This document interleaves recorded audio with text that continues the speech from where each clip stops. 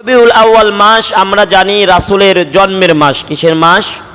রাসূলুল্লাহ সাল্লাল্লাহু আলাইহি ওয়াসাল্লাম এই মাসেই জন্মগ্রহণ করেছিলেন। রাসূলুল্লাহ সাল্লাল্লাহু আলাইহি ওয়াসাল্লাম এই মাসেই মৃত্যুবরণ করেছিলেন।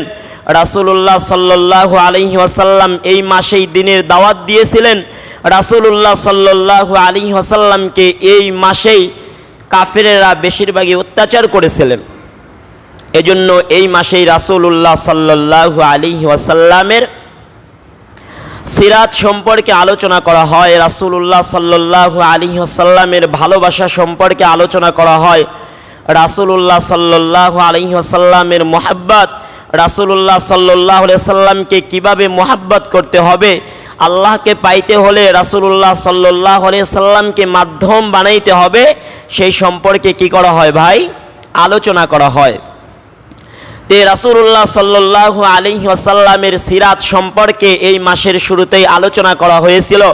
তারপর রাসূলুল্লাহ সাল্লাল্লাহু আলাইহি ওয়াসাল্লামকে আমরা কতটুকু ভালোবাসলে আল্লাহ রাব্বুল আলামিনের ভালোবাসা পাবো সে সম্পর্কেও আলোচনা করা হয়েছিল। এখন রাসূলুল্লাহ সাল্লাল্লাহু আলাইহি ওয়াসাল্লামকে তো আমরা মুখে মুখে সবাই ভালোবাসি, কি বলেন? এখন রাসূলুল্লাহ সাল্লাল্লাহু আলাইহি ওয়াসাল্লামকে মুখে মুখে আমরা সকলেই ভালোবাসি, কিন্তু সাহাবে কিরাম রাদিয়াল্লাহু তাআলা আনহু রাসূলুল্লাহ সাল্লাল্লাহু আলাইহি ওয়াসাল্লামকে যেইভাবে ভালোবাসতেন আমি আপনি সেইভাবে রাসূলুল্লাহ সাল্লাল্লাহু আলাইহি ওয়াসাল্লামকে ভালোবাসতে পারি না। তাহলে রাসূলুল্লাহ সাল্লাল্লাহু আলাইহি ওয়াসাল্লামকে কিভাবে ভালোবাসলে আল্লাহ রাব্বুল আলামিনের ভালোবাসা আমি আপনি পাবো, এই বিষয়ে যে রাসূলুল্লাহ সাল্লাল্লাহু আলাইহি ওয়াসাল্লাম বলছেন, যে রাসূলুল্লাহ সাল্লাল্লাহু আলাইহি ওয়াসাল্লাম কি বলছেন, যে আমাকে যদি কেউ ভালোবাসতে চায়, রাসূলকে কেউ ভালোবাসতে চাইলে তাহলে কোন জিনিসটিকে ভালোবাসতে হবে? রাসূলের সুন্নতকে ভালোবাসতে হবে। জোরে বলি সুবহানাল্লাহ।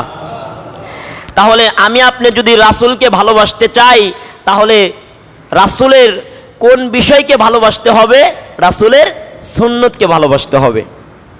গত জুমায় আলোচনা করেছিলাম রাসূলের মুহাব্বত সম্পর্কে। আল্লাহ রাব্বুল আলামিন কালামুল্লাহর ভিতরে বলেন, কুল ইন কুনতুম তুহিব্বুনাল্লাহা ফাত্তাবিউনি ইউহিব্বুকুমুল্লাহ ওয়া ইয়াগফির লাকুম যুনুবাকুম আল্লাহু গফুরুর রহিম। আল্লাহ রাব্বুল আলামিন বলেন, হে নবী আপনি সকলকে জানায়া দেন, যদি আপনার উম্মতেরা আমি আল্লাহ রাব্বুল আলামিনকে ভালোবাসতে চায় তাহলে আপনি রাসূলকে যেন তারা অনুসরণ করে। সুবহানাল্লাহ। যদি আমি আল্লাহ রাব্বুল আলামিনকে তারা ভালোবাসতে চায় তাহলে হে রাসূল আপনি বলে দেন যে আপনাকে যেন তারা কি করে? অনুসরণ করে। কুল ইন কুনতুম তুহিব্বুনাল্লাহা ফাত্তাবিউনি ইউহিব্বুকুমুল্লাহ ওয়া ইয়াগফির লাকুম, আমি মাফ করে দেব, যুনুবাকুম আল্লাহু গফুরুর রহিম।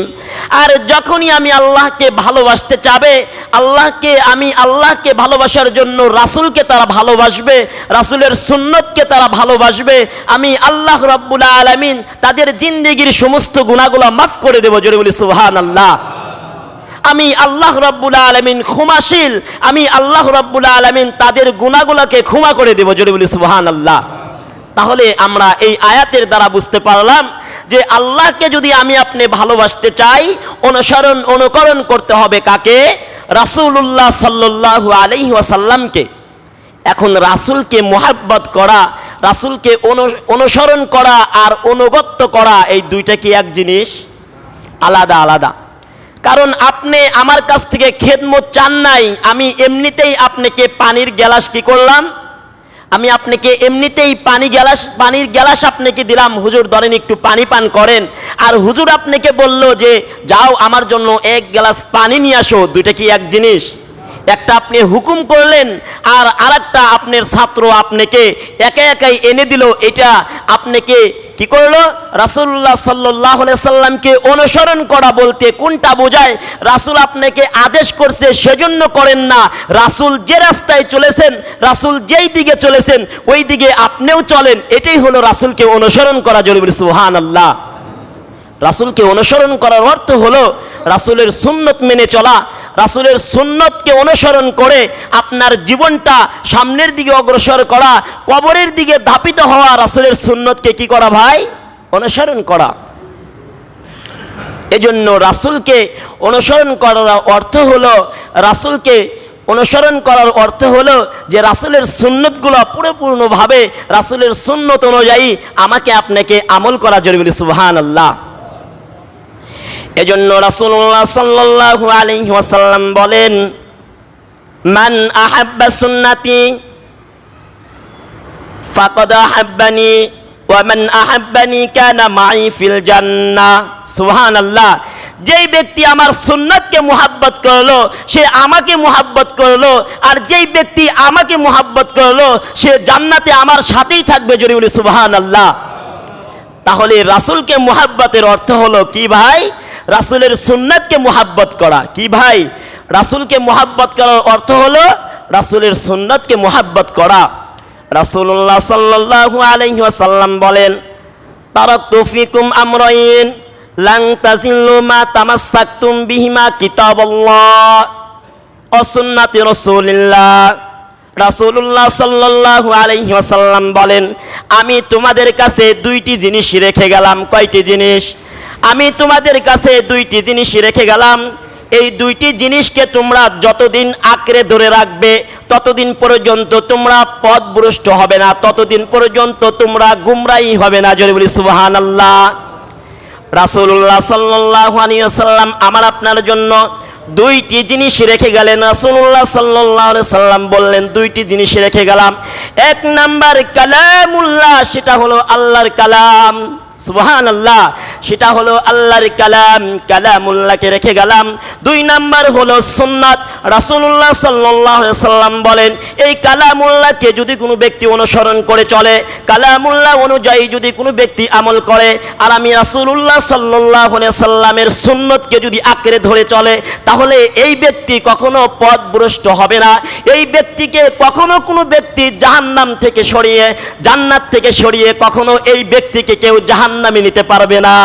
সুবহানাল্লাহ। তাহলে কয়টি জিনিস রেখে গেছেন? রাসূল বলছেন দুইটি জিনিস রেখে গেলাম। একটা হলো কালামুল্লাহ, যেটা আল্লাহর কালাম। দ্বিতীয় নাম্বার সুন্নাতুর রাসূলুল্লাহ, আমি রাসূলুল্লাহ সাল্লাল্লাহু আলাইহি সাল্লামের সুন্নত।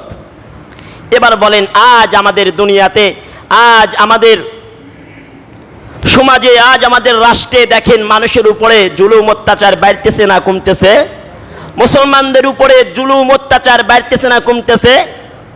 মানুষের ঈমান মজবুত হচ্ছে না ঈমান দুর্বল হচ্ছে?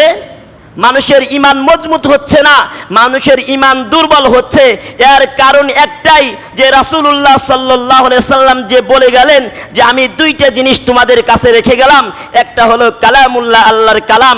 এটাকে যদি তোমরা অনুসরণ করো, কালামুল্লাহ অনুযায়ী যদি তোমরা আমল করো, আর আরেকটা হলো আমার সুন্নত, এই সুন্নত অনুযায়ী যদি তোমরা আমল করো, তাহলে তোমরা কখনো পথভ্রষ্ট হবে না, তোমরা কখনো ঈমান হারা হবে না।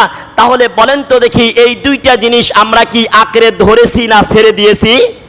আমরা ছেড়ে দিয়েছি। এক নাম্বার কিতাবুল্লাহ, আল্লাহর কিতাব, আল্লাহর কালাম। সকল আম্বিয়াদের একটাই কাজ ছিল, গুরুত্বপূর্ণ একটাই, প্রথম নাম্বার হলো কালামুল্লাহ তেলাওয়াত করে করে মানুষকে শোনাইতেন। জোরে বলি সুবহানাল্লাহ। এই কালামুল্লাহ তেলাওয়াত করে করে কি করতেন? মানুষকে শুনাইতেন। একজন কাফেরও যদি কালামুল্লাহ তেলাওয়াত মনোযোগ সহকারে শুনতো, তাহলে আল্লাহ তাআলা তার ভিতরেও ইসলামের প্রতি একটা ভালোবাসা জন্ম দিয়ে দিতেন। জোরে বলি সুবহানাল্লাহ। আর এই কালামুল্লাহকে আজ আমরা তেলাওয়াত করি না। এক নম্বর রাসূলুল্লাহ সাল্লাল্লাহু আলাইহি সাল্লাম যেই জিনিসের কথা বললেন সেটা কালামুল্লাহ, কোরআন শরীফ। এই কোরআন শরীফকে আমরা কি করি না ভাই? আমরা তেলাওয়াত করি না। আজ আমরা শুধু হাহাকার করি। আজ আমাদের কি? আজ আমাদের ঘরে শান্তি নাই, আজ আমাদের সমাজে শান্তি নাই, আজ আমাদের রাষ্ট্রে শান্তি নাই। কিন্তু রাষ্ট্রে সমাজে আপনার ঘরে শান্তি থাকবে কিভাবে? আপনি তো রাসূলুল্লাহ সাল্লাল্লাহু আলাইহি সাল্লামের তরিকায়, আপনি তো রাসূলুল্লাহ সাল্লাল্লাহু আলাইহি সাল্লামের সুন্নত অনুযায়ী আপনার দিন যাপন করেন না। আপনি তো রাসূলুল্লাহ সাল্লাল্লাহু আলাইহি সাল্লামের সুন্নত অনুযায়ী আপনার ব্যবসাকে পরিচালনা করেন না। আপনার রাসূলুল্লাহ সাল্লাল্লাহু আলাইহি সাল্লামের সুন্নত অনুযায়ী আপনার ফ্যাক্টরি আপনি পরিচালনা করেন না। সব জিনিসের ভিতরে যখন রাসূলুল্লাহ সাল্লাল্লাহু আলাইহি সাল্লামের সুন্নতকে ছেড়ে দিয়ে যখন ইহুদিদের কালচারকে আপনি গ্রহণ করছেন, তখন তো করোনা ভাইরাস আঁকড়ে ধরবে। এই কথা ঠিক নেবে ঠিক? তখন তো করোনা ভাইরাস আপনাকে আঁকড়ে ধরবেই। কারণ আপনি রাসূল যে দুইটি জিনিসকে আঁকড়ে ধরতে বলছেন, যে দুইটি জিনিসকে আঁকড়ে ধরলে তুমি কখনো ক্ষতিগ্রস্ত হবে না, ওই দুইটি জিনিসকে যখন আপনি ছেড়ে দিয়ে ইহুদিদের কালচারকে আমি গ্রহণ করেছি, বিধর্মীদের কালচারকে যখন আমি গ্রহণ করেছি, তখন আল্লাহ রাব্বুল আলামিন তার পক্ষ থেকে ইন্না আযাবি লাশাদীদ, তখন তার আযাব আমাদের উপরে কি করে দিয়েছে? আমাদের উপরে আযাব ঢেলে দিয়েছে। এজন্য আজ আমরা পেরেশানের ভিতরে থাকি। কথা ঠিক নেবে ঠিক? এজন্য ভাই, রাসূলুল্লাহ সাল্লাল্লাহু আলাইহি সাল্লামের সুন্নত সম্পর্কে আলোচনা করতে গেলে, রাসূল সাল্লাল্লাহু আলাইহি সাল্লামকে ভালোবাসতে গেলে, রাসূলুল্লাহ সাল্লাল্লাহু আলাইহি সাল্লামের জীবন বৃত্তান্ত নিয়ে আলোচনা করতে গেলে, রাসূলের ভালোবাসা নিজের অন্তর থেকে প্রকাশ করতে গেলে, প্রথম নাম্বার রাসূলের সুন্নতগুলো আমার জীবনে বাস্তবায়ন করতে হবে। এজন্য মুখে মুখে আশেক রাসূল বললে, রাস্তা দিয়ে স্লোগান দিলে নবীর সুন্নত নাই, মাথায় টুপি নাই, মুখে দাড়ি নাই, এই স্লোগান দিলাম রাস্তা দিয়ে, আমি আশেকে রাসূল, আমি রাসূলকে ভালোবাসি, মুহাব্বত করি, তাহলে এটা কি সাচ্চা ইমানদারের কাজ না মুনাফিকের কাজ? এটা মুনাফিকের কাজ। এজন্য ভাই, আমরা রাসূলকে মুহাব্বত করব, সেটা মুখে মুখে নয়। আমি রাসূলকে মুহাব্বত করব, আমি রাসূলকে মুহাব্বত করব বাস্তবে। আমার চলাফেরা, আমার আদব আখলাক, আমার কথা, আমার ফ্যাক্টরি চালানো, আমার দোকান চালানো, আমার সংসার চালানো, ব্যবসা বাণিজ্য চালানো, সব কিছু কার তরিকায় হবে ভাই? সব কিছু রাসূলুল্লাহ সাল্লাল্লাহু আলাইহি ওয়াসাল্লামকে অনুসরণ করব। সব কিছুই হবে রাসূলুল্লাহ সাল্লাল্লাহু আলাইহি ওয়াসাল্লামের তরিকা অনুযায়ী। যদি বলি সুবহানাল্লাহ। আব্দুল্লাহ ইবনে ওমর রাদিয়াল্লাহু তাআলা আনহু, আব্দুল্লাহ ইবনে ওমর রাদিয়াল্লাহু তাআলা আনহু দেখেন রাসূলুল্লাহ সাল্লাল্লাহু আলাইহি ওয়াসাল্লাম, সাহাবে কিরাম রাসূলুল্লাহ সাল্লাল্লাহু আলাইহি ওয়াসাল্লামের সুন্নতের কত গুরুত্ব দিতেন। আব্দুল্লাহ ইবনে ওমর রাদিয়াল্লাহু তাআলা আনহু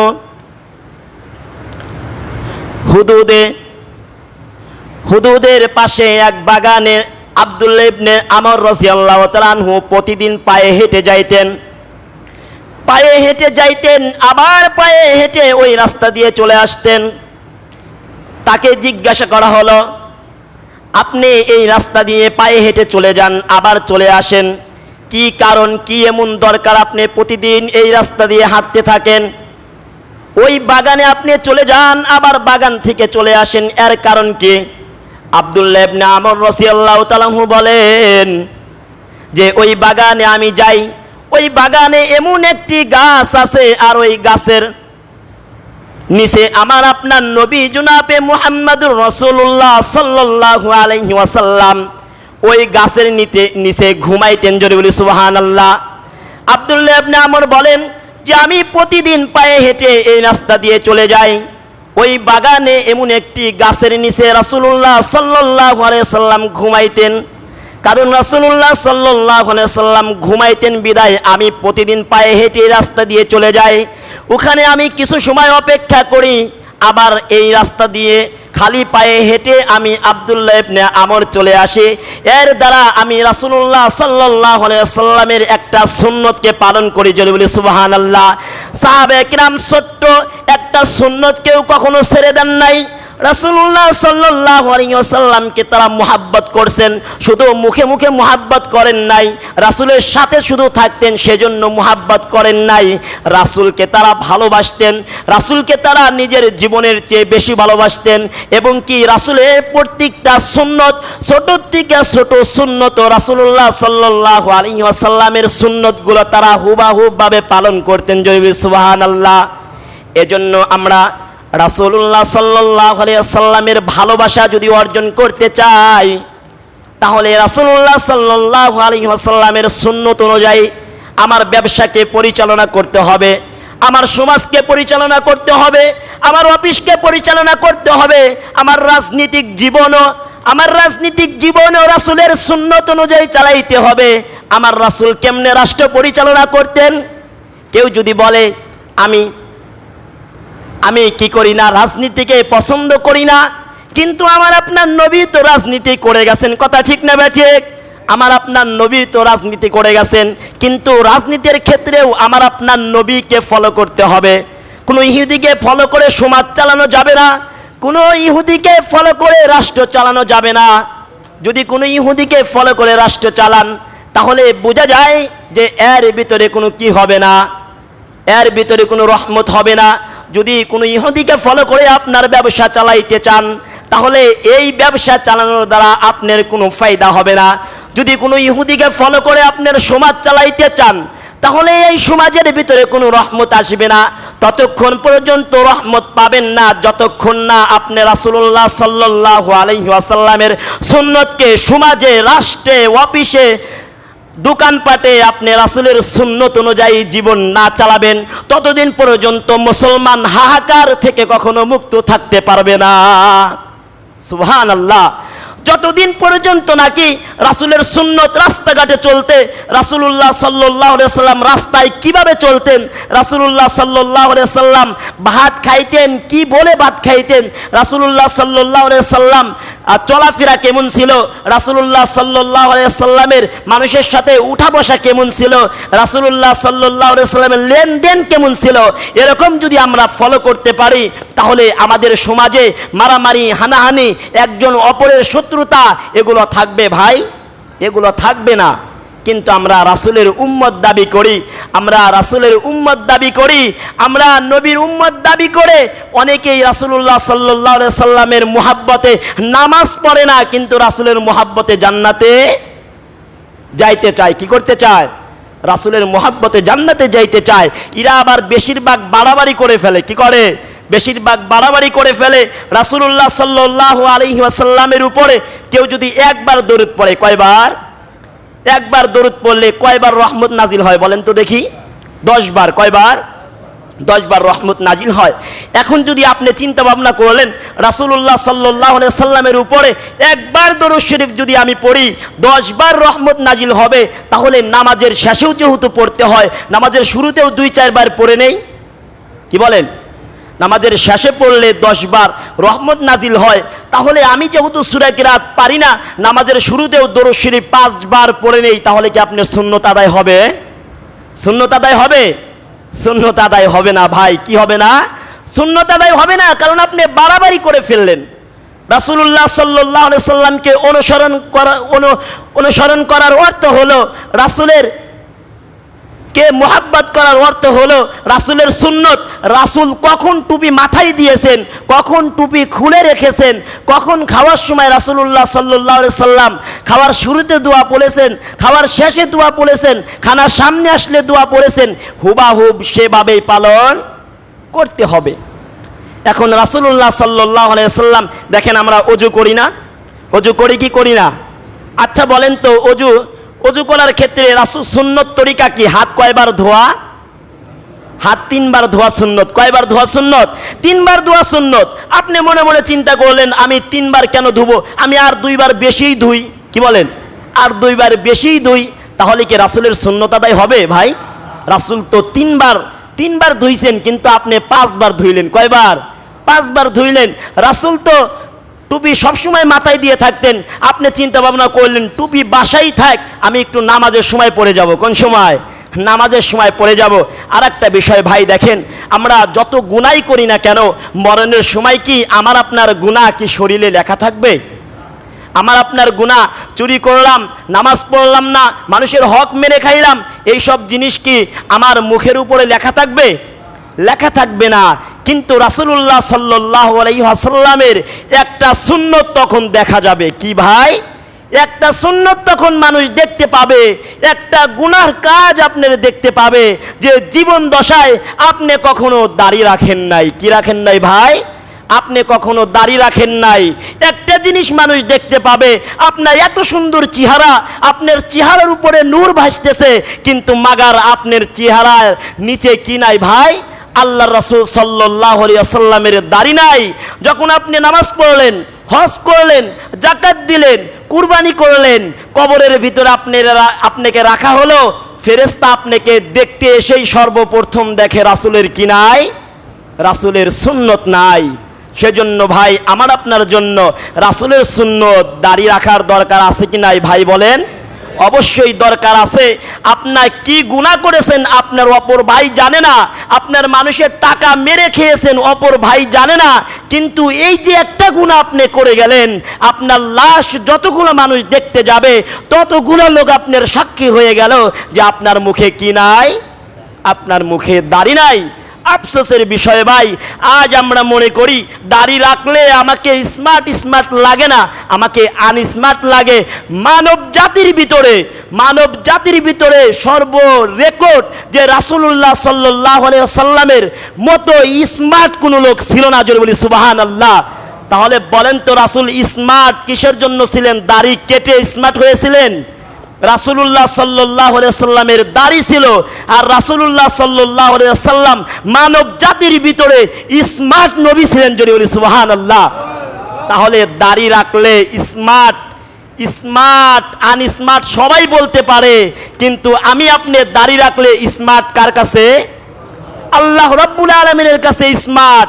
আর আমি আপনি দাড়ি রাখলে রাসূলুল্লাহ সাল্লাল্লাহু আলাইহি সাল্লামকে যখন আমি আপনি দেখতে পাবো, রাসূলুল্লাহ সাল্লাল্লাহু আলাইহি সাল্লাম যখন আমাকে আপনাকে দেখতে পাবেন, আমি একটা ছোটখাটো গুনাহ করেছি, কিন্তু রাসূল যখন আপনাকে দেখবেন এত বড় বড় আপনার দাড়ি, সুন্দর সুন্দর সাদা দাড়ি আপনার, আল্লাহ রাব্বুল আলামিন রাসূলের মাধ্যমে হতে পারে দাড়ির ওসিলায় আপনাকে জান্নাত দিতে পারে, যদি সুবহানাল্লাহ।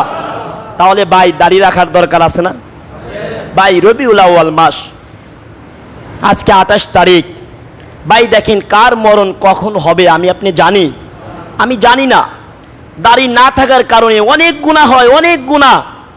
আমরা অফিসে চাকরি করি, রাস্তাঘাটে যাতায়াত করি, যখন আমাদের মুখে দাড়ি থাকে না, যখন আমরা ক্রিম সেভ করে যখন অফিসে যাই, তখন আমার বাচ্চা হয়েছে 4টা, তবুও আমাকে কি মনে হয়? বয়স 35, তবুও 25 মনে হয়। কি মনে হয়?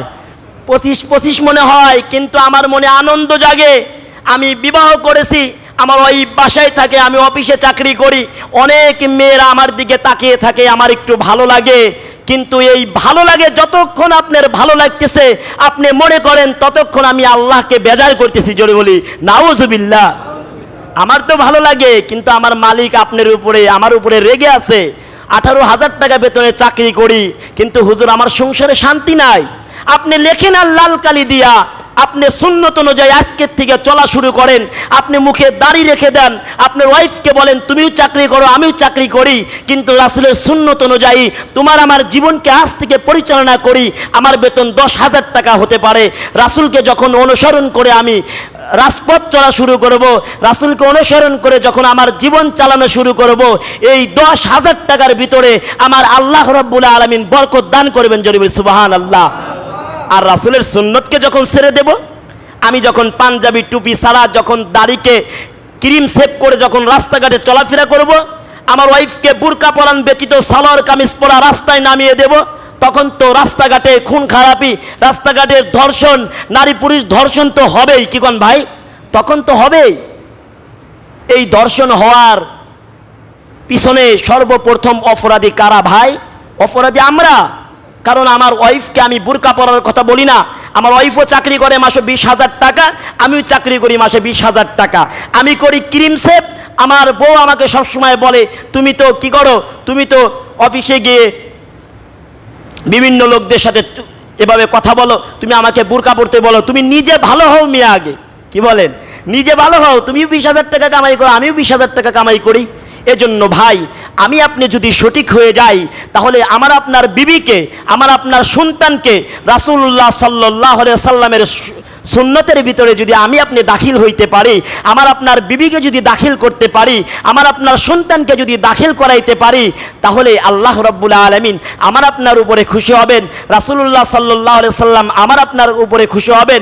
কারণ রাসূলের সুন্নতকে যদি আমরা মুহাব্বত করি, রাসূলকে আমাদের মুহাব্বত করা হবে। আর রাসূলকে যদি মুহাব্বত করি, কানা মাই ফিল জান্নাহ, রাসূলুল্লাহ সাল্লাল্লাহু আলাইহি সাল্লামের সাথে আমি আপনি জান্নাতে থাকবো, জোরে বলি সুবহানাল্লাহ। এজন্য আল্লাহ রাব্বুল আলামিন আমাদের সকলকে রাসূলুল্লাহ সাল্লাল্লাহু আলাইহি সাল্লামের সুন্নত অনুযায়ী আমার আপনার জীবনকে চালানোর মতো তৌফিক দান করেন। সকলে বলে আমিন।